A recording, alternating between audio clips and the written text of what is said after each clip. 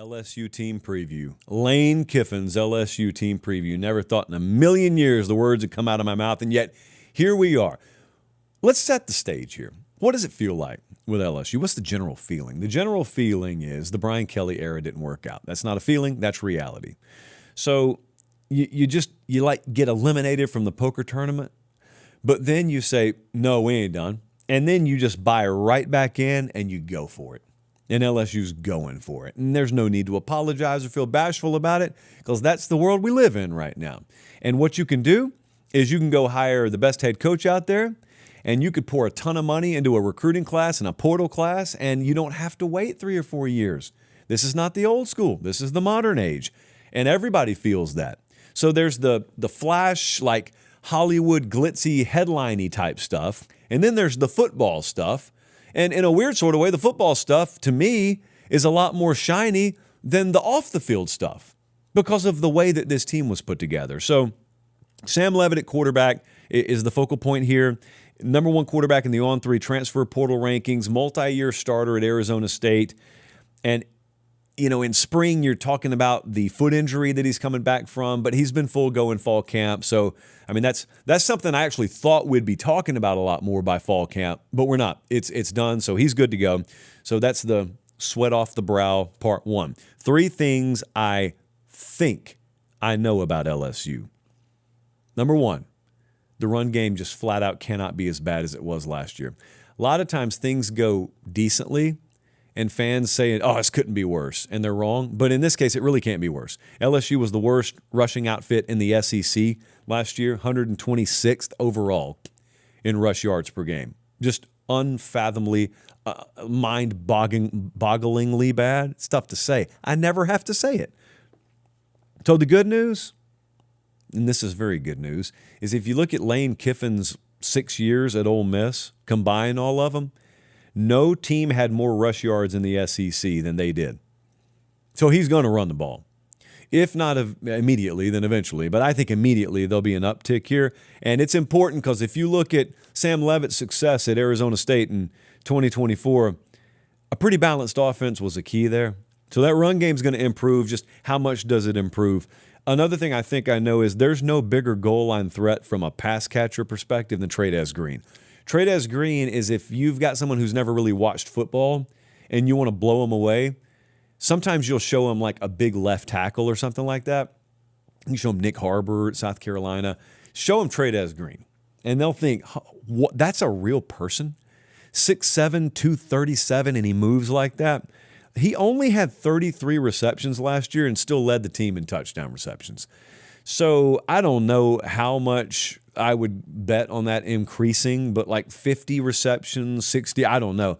But he's going to blow up this year. I can't imagine a situation across college football where a singular player inherited a better upgrade than Trey'Dez Green finding out, oh, what's this? I'm hearing Lane Kiffin's my head coach. Oh, we got Leavitt from the portal.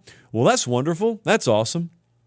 The other thing I think I know is this front seven is going to cause a lot of havoc. Blake Baker, American hero at defensive coordinator. When you look at what he has here, Whit Weeks is the only returning starter, but I could not care less.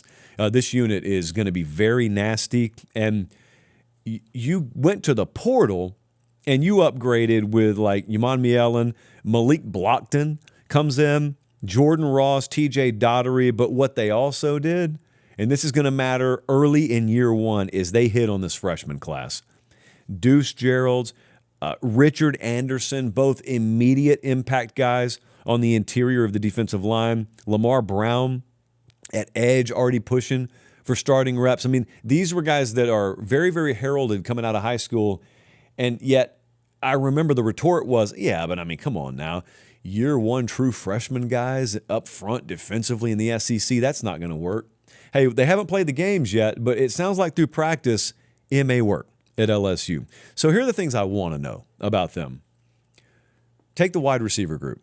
Where in the whole range of outcome does the wide receiver group fall? Because I could see it being good. I could see it being great to elite if Lane Kiffin just sprinkles the dust that he tends to sprinkle across his offense on these guys. That could happen. If Leavitt really is just back to his old ways, that could happen.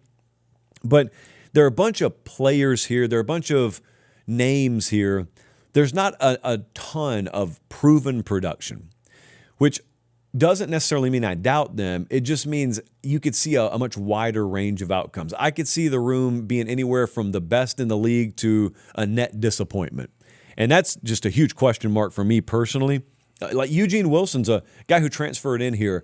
Hey, do me one favor right here. Look down. Are you subscribed to the channel? If you are, thank you. If you're not, please click subscribe. It helps us keep the show free and free of corporate interference. All right, that's it for me. Back to the clip. If Eugene Wilson recaptures his peak form, he could be one of the best receivers in the league. And no one outside LSU is talking about him right now. Just one of many questions there. Also in the secondary, can they develop depth? You know, you'd be hard-pressed to find a better corner duo just in terms of upside than DJ Pickett and PJ Woodland. But if you, like, I'm looking across the rest of this, and the safety room kind of fills up in the air, maybe outside of Ty Benefield. Got a lot of competition. Not a bad thing, but I just want to know, 4 weeks into the year, are we looking at that saying, boy, they can't afford to have any injuries here? Or are we looking at it saying, man, good on them. They've developed some real quality SEC caliber depth in their secondary. And thirdly, I want to know if that offensive line has enough juice. I give them credit. They did not stand by and just hope things magically work themselves out. They knew they needed help, and they went and got Jordan Seaton out of the transfer portal. All of the interior O-linemen are fifth-year seniors. So there's some experience. There's some eldership there on the interior. There's a young guy at left tackle that's going to be a future first-round NFL-type guy. But is that unit like a 6 out of 10? Or do we find ourselves midpoint of the season saying, man, this offensive line's playing well above the level I thought they would? That's a 7.5, 8, 9. Just kind of, I don't think it'll be terrible, but like what level of good will it be? Could it be great? Best units on this team, quarterback.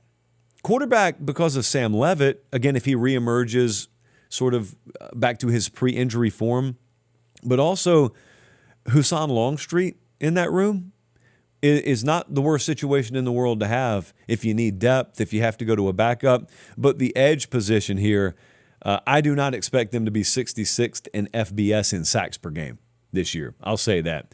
Yamon Mielen and Ross and Lamar Brown they've added, really, really high-level traits type position here.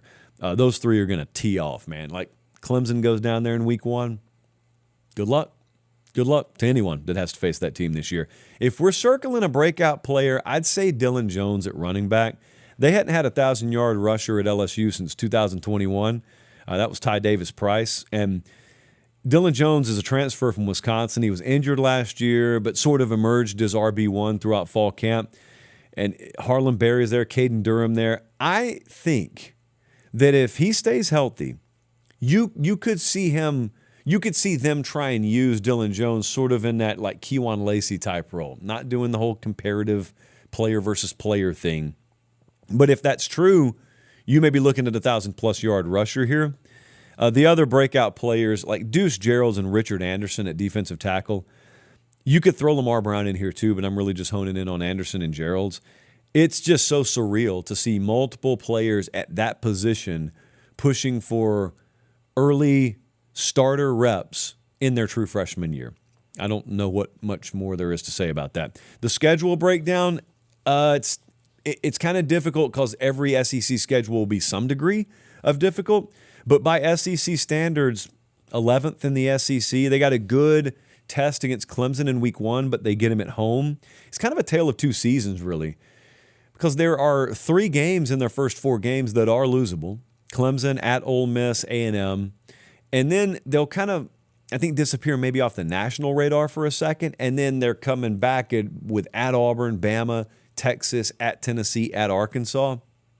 Huge rest disadvantage. The reason I mentioned the Auburn game there, that's LSU's 8th straight game. Auburn's second game off a bye there, so they're recently rested. Let's go to best case, worst case, most likely record here. Over-under win total at FanDuel's 8.5. I think LSU's best case is 11-1. I didn't quite go undefeated. I think even in the best of worlds here, there's enough transition where someone gets them. 11-1's plenty good enough to do whatever you need to do, though.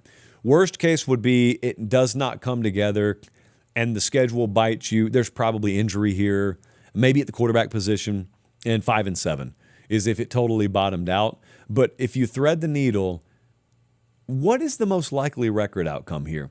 And the model is spitting out 10-2 as the most likely record outcome for LSU. Now, I got to say, that makes me a little nervous just because there's so much unknown there. But I will admit, I think there is some point this year where it all comes together for them. Is it early? Is it week 2? Or is it week 9? Do we find ourselves saying, boy, LSU, that's the team you don't want to play now.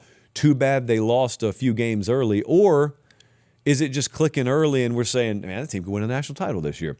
Well, the model goes 10-2 as the best case for LSU. And if that's the case, or the most likely, and if that's the case, if LSU goes 11-1 or 10-2, LSU's in the playoffs in year 1 under Lane Kiffin.